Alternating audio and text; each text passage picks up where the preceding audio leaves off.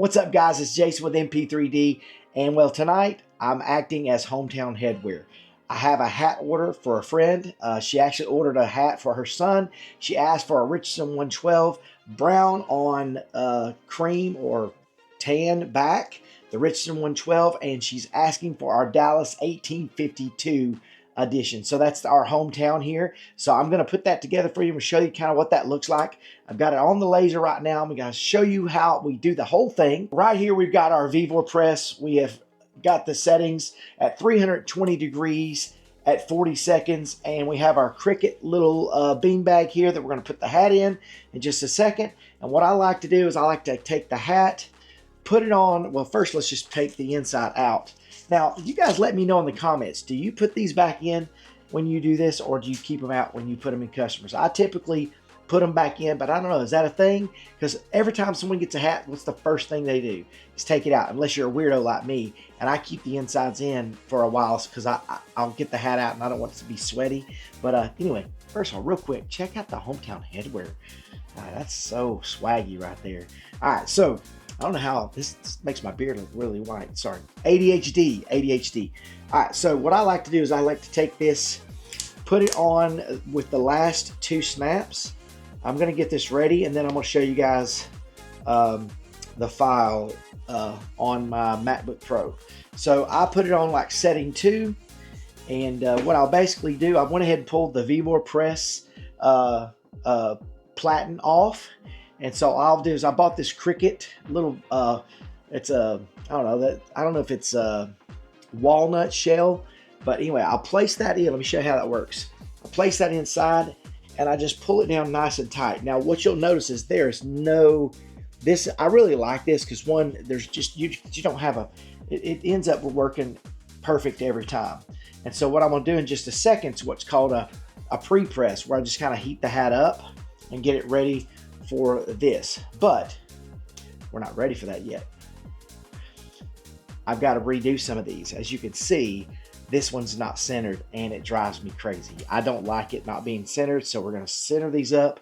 I'm going to make a new one for this hat, but I'm going to have more of these for around town. I've got a bunch of people that are wanting these hats, and I just got a huge order of extra hats, so I'm going to be putting these on a lot of hats. But if you guys are a hat business, a lot of times I don't like pressing the hats prior to selling. I like to make sure I got to sell first and then actually do it. So let me take you over to my X-Tool S1 to show you what I got going on. Let's go. So the cool thing about doing 3D printing is that I'm able to make little jigs for things that I'm making. So I basically 3D printed this to kind of keep things square. And I 3D printed this little jig. As you can tell, I had a little laser accident. If you don't get your borders just right and you actually have an outside and it does a cut line, it'll do that. But anyway, I've used this quite a bit. So I've got this on the X-Tool S1 here. Sorry, my shop's a little dirty in here. And then right here, this is the Dallas 1852 thing. It's ready to process. And then you're just gonna come over and you're gonna hit this. Once it hits that, this sucker's going to get to going. All right, cue the B-roll.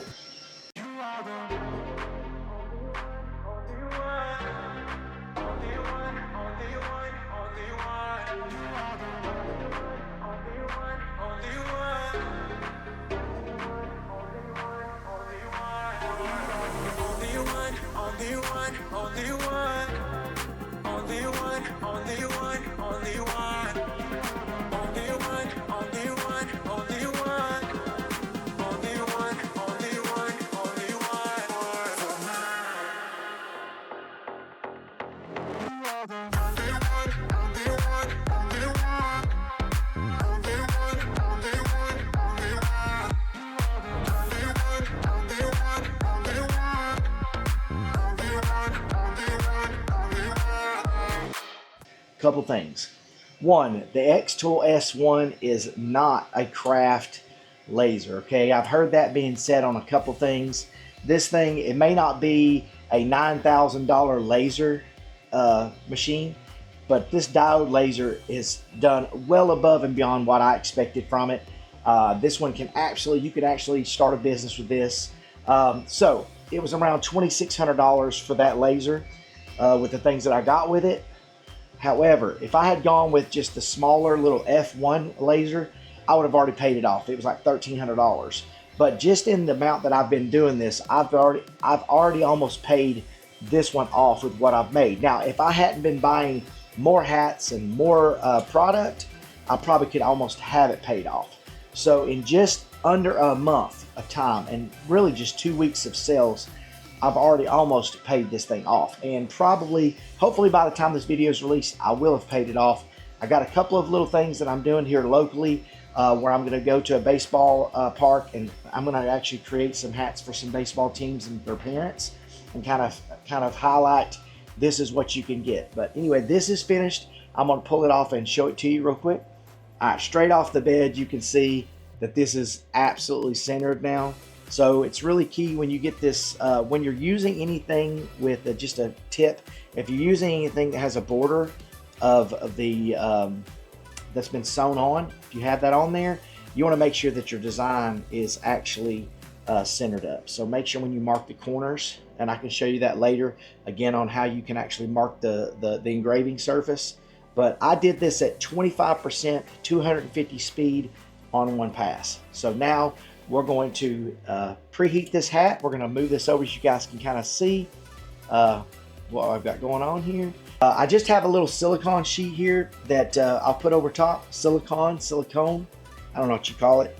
But I'm going to pre-press it, okay? Just let it go ahead and do its thing. I'm going to let it heat up. Now, something that I do, you don't have to do.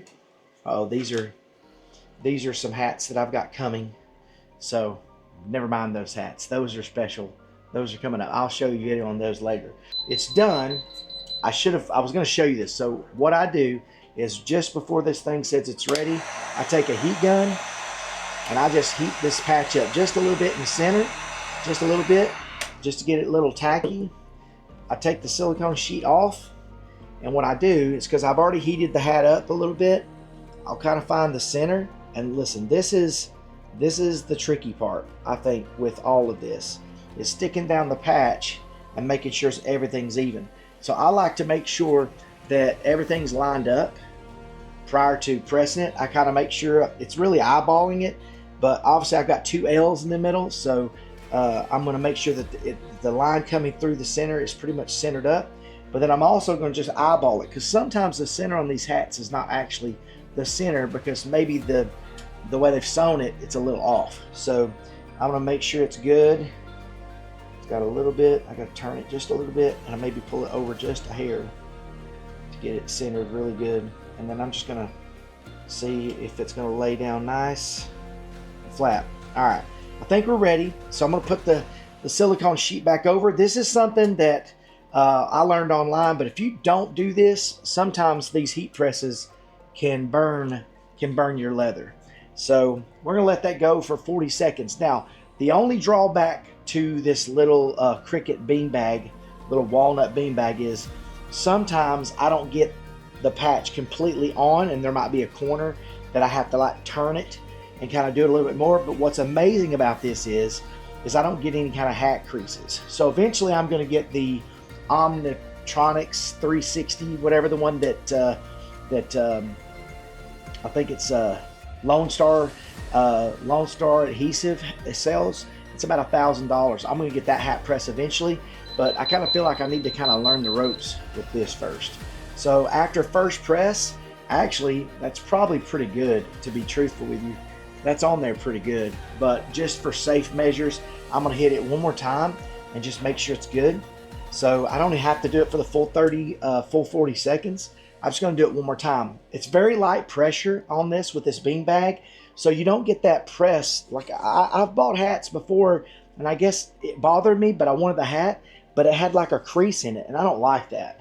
That kind of bugged me, so I don't enjoy that. So I'm going to let that go for a few more seconds, and then when I look at it, I'm going to basically see that everything's lined up. And then what I like to do is just give a little press on the corners. So I like to press on the corners just a hair to make sure, because that's the part that'll end up giving you fits. Now, I don't press much in the middle because that adhesive is pretty hot, and you can actually make a little wrinkle in the middle. Not necessarily a wrinkle, but you'll see a little spot where Okay, and sometimes I'll put my finger on the inside and just press against the corners, just a hair. Now, maybe when I get the hat press from Lone Star Adhesives, I won't have to do that. I've noticed a lot of people don't touch them, but I don't know. I'm such a weirdo about making sure that my hats are like perfectly pressed on that I just try to make sure. But anyway, this is pretty much, I'm gonna pop this loose. As y'all can see, I'm not gonna mess around with it too much. I always like to put my Richardson 112s on snap 3 when I put them in. I know that took a lot longer than what it should have taken because I'm kind of talking you through it. But you can imagine that I could knock out 200 or 300 of these in a day easily if it's all I was doing. So anyway, this Vevor hat press machine, it is definitely not the most expensive one, but it works great. And this little Cricut walnut beanbag thing stuck in the hat is just perfect, man. It doesn't wrinkle anything up. It is an extra step that I definitely want to try to avoid in the future, but as you can see, this is gorgeous. It is gorgeous. I'm gonna give you some B-roll of this hat and you can kind of see it for yourself.